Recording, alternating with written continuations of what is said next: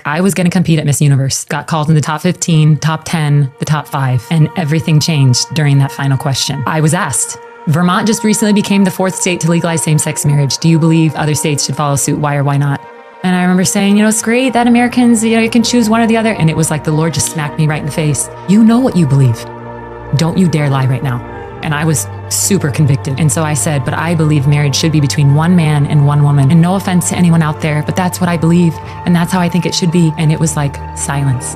And then you heard cheers, and then you heard boos, and I see Donald Trump sitting in the front row, and I'm like, my dreams are over. I wanted this so bad. I worked so hard for this. Lord, why? Like, why did I have to get this question? The other girls got, what do you look for in a man? And the judge was an openly homosexual, outspoken Perez Hilton. So I ended up getting 2nd place that night. Not to diss on the winner that night, but we had been spending 3 weeks together, and the girls that were leading the Bible study and praying together. And I remember they asked her, she was one of the leaders of the Bible study, and they asked her after the pageant, what would you have said if you would have gotten this question? And she was like, I think that, love is love, and you should just marry whoever you want. And I just thought to myself, oh, what are we doing as Christians? Let's talk about it. So I think this is such a beautiful video. When I first seen it, I got chills, Holy Spirit goosebumps all over my body. She was doing something that she really wanted to do. She had worked for it. She had finally got to where she wanted to be with the leading of the Holy Spirit. She was at that point of where I got everything that I want and I can possibly win. And then God tests her. And I believe we all deal with this.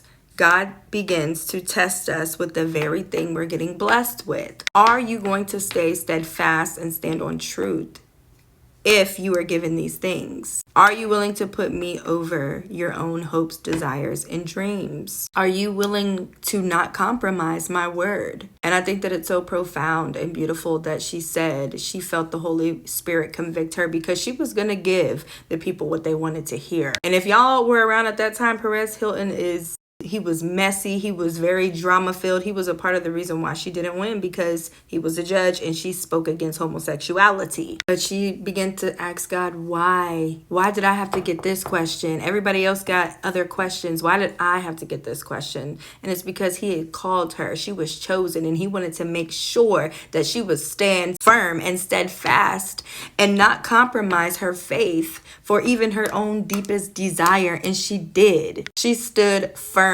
And baby girl, you may have won runner-up 2nd place, but you were 1st place in heaven. You won that in heaven. Okay? You have a crown awaiting you in heaven because you persevered. Let that be a lesson to all of you, and just a lesson of victory, because we will be challenged. We will